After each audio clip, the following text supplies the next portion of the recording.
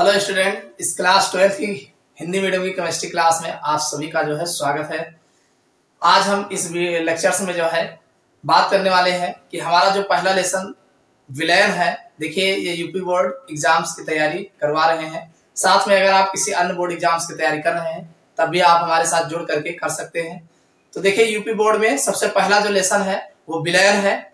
अब विलयन में हमने पूरा लगभग जितने भी इसमें इंपॉर्टेंट टॉपिक्स थे सब पर हमने जो है छोटे छोटे लेक्चर्स में जो है हमने देख लिया है।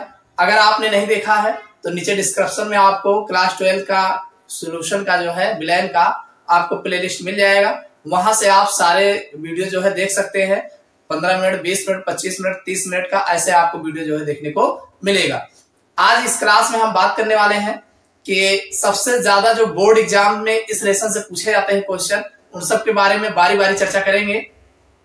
हम ये देखेंगे कि कौन कौन से क्वेश्चन इस वाले लेसन से बनते हैं, जो महत्वपूर्ण क्वेश्चन है, जो अक्सर बार बार पूछे जाते हैं। मैं आज उन्हीं क्वेश्चनों पर चर्चा करूंगा, यानी उन्हीं क्वेश्चनों को बताएंगे जो एग्जाम में पूछे गए हैं और पूछे जाते हैं। उससे बाहर आपको कोई भी क्वेश्चन देखने को नहीं मिलेगा। देखिए, ये 101% यानी 100% मान सकते हैं कि इसमें से बाहर का क्वेश्चन आपके बोर्ड एग्जाम्स में देखने को नहीं मिलेगा। देखिए, मेरा जो अनुभव है इतने सालों का, इस अनुभव के थ्रू मैं आपको ऐसे क्वेश्चन बताऊंगा कि आप इतना क्वेश्चन अगर आप देख लेंगे तो इससे बाहर आपको एक भी क्वेश्चन पढ़ने की आवश्यकता नहीं पड़ेगी। तो चलिए आज हम देखते हैं कि हम बोर्ड एग्जाम्स में कौन से क्वेश्चन किस टाइप से पूछे जाते हैं। उन सभी क्वेश्चनों के बारे में हम बारी बारी चर्चा करते हैं।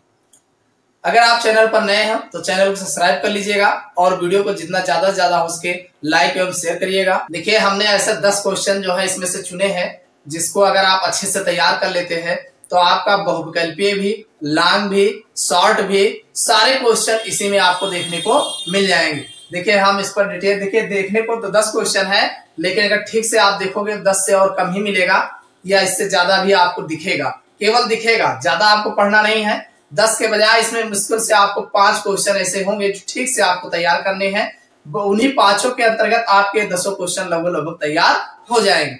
जैसे सबसे पहला क्वेश्चन जो टिप्पणी लिखने को आता है, तो टिप्पणी लिखने के लिए छोटे छोटे क्वेश्चन आपको दे देंगे। जैसे आपसे कह देता है हेनरी का नियम क्या है, तो हेनरी के नियम के बारे में आपको बताना रहता है और उसका जो है एग्जाम्पल देना रहता है। ऐसे दिया है मोल प्रभास के बारे में आपसे पूछ लेता है, मोल प्रभास क्या है उसका फार्मूला आपको बताना रहता है। मोलरता है और संपरासरी विलयन, संपरासरी विलयन क्या होते हैं, वन हाफ गुणांक क्या होता है, नॉर्मलता क्या होती है, ये सब आपके टिप्पणी में जो है पूछे जाते हैं। इस टाइप के क्वेश्चन आपके टिप्पणी में ज्यादातर पूछे जाते हैं। ठीक, अब इसी में जो है आपका मोलरता तथा मोलरता की परिभाषा अंतर स्पष्ट कीजिए। एक चीज ध्यान रखना, जैसे आपका यहाँ पे दिया है हेनरी का नियम, तो हेनरी का नियम आपका लॉन्ग में भी पूछा जाएगा कि हेनरी के नियम से आप क्या समझते हो। कोई जो है आपको जो है न्यूमेरिकल दे देगा और न्यूमेरिकल से जो है हेनरी के नियम पर न्यूमेरिकल भी आपसे पूछ सकता है। तो यहाँ पर हेनरी का नियम जो आप तैयार करेंगे साथ में न्यूमेरिकल भी इसका जो है देखे रहेंगे। ठीक, जैसे मोल प्रभाव है तो मोल प्रभाव की डिफिनेशन के साथ साथ आपको जो है इसके साथ न्यूमेरिकल भी आपको लगाना आना चाहिए। बहुत इंपॉर्टेंट है, न्यूमेरिकल भी पूछा जाता है। इसी तरीके से मोलरता है,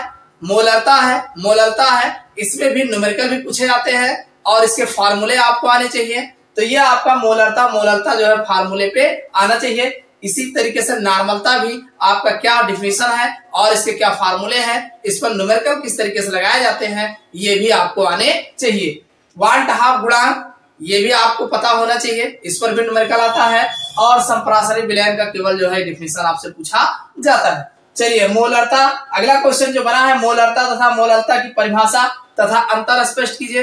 देखिए, अगर आप यहाँ मोलरता और मोलरता ठीक से पढ़ ही लिए हैं तो ये क्वेश्चन आपका खत्म हो गया। मतलब इसमें अंतर तो आप ढूंढ ही लोगे। अरे मोलरता में काफी अंतर है, तो जो अंतर है तो ये मोलरता तथा लिखा है मोलरता तथा मोलरता की परिभाषा, यानी दोनों की परिभाषा बताना है, साथ में उसमें अंतर क्या है इसके बारे में चर्चा करना है। तो वहां से अगर आप तैयार कर लिए हैं तो ये हो ही जाएगा।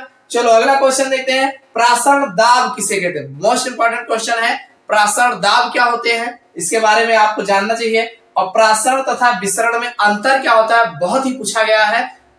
हमने जो है इसके इन सभी टॉपिक्स के ऊपर लगभग वीडियो बनाया है, अलग अलग लेक्चर वाइज। आप नीचे डिस्क्रिप्शन में प्लेलिस्ट मिल जाएगा, वहां से आप जो है देख सकते हैं। ठीक, तो प्रासर दाब और एक चीज ध्यान रखना, प्रासर दाब होते क्या है इसको आपको जानना है, और फिर प्रासर दाब के नियम, प्रासर दाब ज्ञात करने की विधियां, वायल वांट हाफ नियम, चार्ल्स वांट हाफ नियम, व्यापक विलयन समीकरण, तीनों के बारे में बताए हैं। तो प्रासर दाब क्या होता है इसको आप तैयार कर लीजिएगा, और इसके नियम क्या है ये भी पूछे गए हैं, और इस पर न्यूमेरिकल भी जरूर आता है। देखो इस लेसन में जितने भी क्वेश्चन है लगभग सब पे न्यूमेरिकल बनता है, लगभग सभी पे न्यूमेरिकल बनता है। तो न्यूमेरिकल साथ में आना चाहिए। फिजिकल केमिस्ट्री है, जब तक न्यूमेरिकल नहीं लगाओगे तब तक जो है उतना न्यूमेरिकल आता है उतने डेफिनेशन आता है। ठीक, तो ये आपका हो जाएगा प्रासर तथा विसरण में अंतर। हमने बहुत बढ़िया बताया है, 4-5 अंतर है, जिसको आप एक बार मेरा वीडियो अगर देखते हो तो तुरंत तैयार हो जाएगा, दोबारा आपको पढ़ने की आवश्यकता नहीं पड़ेगी। अगला है प्रासर दाब प्राप्त करने की वर्कले हार्टले विधि का सचित्र वर्णन कीजिए। देखिए प्रासर दाब जब आप पढ़ोगे तो इसमें वर्कले हार्टले विधि मोस्ट इंपॉर्टेंट है। हमने डायग्राम बनवा करके बाकायदा इसके बारे में ऐसे बताया है कि आप एक बार देखोगे तो आराम से डायग्राम भी बना ले जाओगे और डायग्राम के ऊपर सारी बातें लिख भी लोगे। ठीक, ज्यादा रखने की आवश्यकता नहीं पड़ेगी। तो प्रासर दाब ज्ञात करने की वर्कले हार्टले विधि मोस्ट इंपॉर्टेंट है, पूरा डायग्राम सहित पूछा जाता है। अगला क्वेश्चन है राउल्ट के नियम को स्पष्ट कीजिए तथा इनकी सीमाएं। देखो राउल्ट का नियम टिप्पणी में भी पूछा जाता है, और राउल्ट का नियम जो है इसका डेरिवेशन भी आपको बताने को रहता है। इस पर न्यूमेरिकल जो है पूछे जाते हैं, बहुविकल्पीय क्वेश्चन पूछा जाता है, इनकी सीमाएं क्या है, इनके अनुप्रयोग कहाँ है। तो ये क्वेश्चन मोस्ट इंपॉर्टेंट है, यानी ये भी इंपॉर्टेंट है। तो ये आपके राउल्ट का नियम जो है बाकायदा तैयार कर लीजिएगा। फिर आता है या अगला क्वेश्चन इसमें जो बनता है मोलर उन्नयन स्थिरांक तथा इसका मात्रक, यानी उन्नयन स्थिरांक क्या होते हैं ये भी आपको जानना आवश्यक है। फिर मोलर उन्नयन स्थिरांक क्या होते हैं, इसके फार्मूले क्या है, और इस पर न्यूमेरिकल अच्छे से आपको लगाना आना चाहिए, बहुत इंपॉर्टेंट है। और इसका मात्रक क्या होता है, इकाई क्या होती है। अगला है आणविक उन्नयन स्थिरांक तथा मोलर उन्नयन स्थिरांक में अंतर। देखिए मोलर उन्नयन स्थिरांक अगर आप जान जाते हैं तो आणविक उन्नयन स्थिरांक जो है उसी टाइप से है, हमने इसको बताया, थोड़ा सा डिफरेंस है, बस कितना डिफरेंस है, 1000 ग्राम में जहां मोलर उन्नयन में होता है वही आणविक में 100 ग्राम में होता है। आप देख लीजिएगा, नीचे डिस्क्रिप्शन में मिल जाएगा आपको प्लेलिस्ट, वहां से देख सकते हैं। ठीक, बहुत आसान है, ये आपका हो जाएगा। फिर हिमांक अवनमन तथा मोलर अवनमन स्थिरांक को समझाइए, यानी जैसे मोलर उन्नयन स्थिरांक होता है वैसे मोलर अवनमन स्थिरांक होता है। हिमांक में अवनमन क्या होते हैं, इसको भी जैसे उन्नयन का होता है वैसे अवनमन का, उसी का अपोजिट आपको मिलेगा, बस थोड़ा से आपको देखने की आवश्यकता है। तो ये भी क्वेश्चन बहुत इंपॉर्टेंट है, इसको भी जानना रहेगा। अगला है आदर्श विलयन किसे कहते हैं, ये भी पूछा जाता है। धनात्मक विचलन इसी में आता है, ऋणात्मक विचलन क्या होते हैं, इसके एग्जाम्पल क्या होते हैं, ये भी आपके जानने की आवश्यकता है। तो ये आपका आदर्श विलयन हो जाएगा। अब सामान्य अणुसंख्य गुणों से आप क्या समझते हैं, एबनॉर्मल बिहेवियर जो होता है, इसके बारे में हमने अभी भी लेक्चर्स में वीडियो नहीं बनाया है, हो सकता है अगले लेक्चर्स में हम जो है इसके बारे में हम वीडियो बना देंगे, आप इसको आसानी से जो है देख के तैयार कर लीजिएगा। चलिए अगला है जलीय विलयन की सांद्रता, ये भी पूछा जाता है इस टाइप के क्वेश्चन कि जलीय विलयन की सांद्रता प्रदर्शित करने की किन्हीं 4 विधियों का उदाहरण सहित जो है वर्णन कीजिए। तो अब 4 विधियां आपकी सांद्रता, जैसे हमने आपको एक, देखो वैसे तो आपका ऊपर दिया है, देखो ये मोल प्रभाव भी आ जाएगा, मोलरता, मोललता, नॉर्मलता, ये उसी में है। 4 तो यही हो गया, 1 2 3 4, लो 4 पहले तैयार किए वही फिर आ गया, उसी का एग्जाम्पल देकर के बता देना है, ये हो गया। एक आपसे इसमें बहुत पूछा गया पीपीएम में सांद्रता, पार्ट्स पर मिलियन, ये भी पूछा गया है, इसको मत छोड़िएगा, साथ में इसको भी जाने रहिएगा, बस विकल्प में या वैसे भी पूछे जाते हैं। तो ये इतने इंपॉर्टेंट क्वेश्चन है कि इनमें से ये मान के चलिए 10 हमने लिखा है, 10 के बजाय 7-8 होंगे, यानी आप 5 ही देख लीजिए। तो ये 5-6 क्वेश्चन जो आपके बन रहे हैं, ये आप 5-6 क्वेश्चन सिर्फ आप अच्छे से तैयार कर लीजिए, आपका पहले लेसन से एक भी क्वेश्चन भागने नहीं पाएगा। बोर्ड एग्जाम्स में सारे क्वेश्चन जो है आपके इस लेसन के जितने भी बनते हैं सब के सब जो है तैयार हो जाएंगे, एक भी क्वेश्चन आपका अलग से नहीं आएगा, इसी में से आएगा, मैं गारंटी के साथ कहता हूं। इसमें कहीं आपको अलग से देखने की आवश्यकता नहीं है, इसमें बस आपको सीरियल बाय सीरियल जो है एक एक क्वेश्चन को समझ करके पढ़ने की आवश्यकता है। देखिए इस पर लगभग इसमें हमने एक आध क्वेश्चन छोड़ करके बाकी सभी क्वेश्चंस पे हमारे अलग अलग प्लेलिस्ट में अलग अलग वीडियो आपको छोटा छोटा देखने को मिल जाएगा।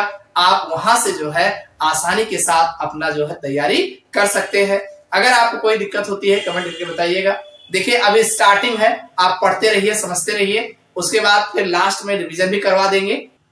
तो आप हमारे चैनल के माध्यम से जो है मोस्ट इंपॉर्टेंट क्वेश्चन जो हमने जितना बताया है आप देख लीजिए, कोई भी आंसर उठा के देख लीजिए या कोई भी आप पेपर उठा के देख लीजिए, आपको सारे क्वेश्चन इसी में देखने को मिल जाएंगे। देखिए ये लॉन्ग भी है, इसी में 60 जो विकल्प का क्वेश्चन बनेगा इसी में से लगभग से विकल्प भी आपको देखने को मिल जाएगा।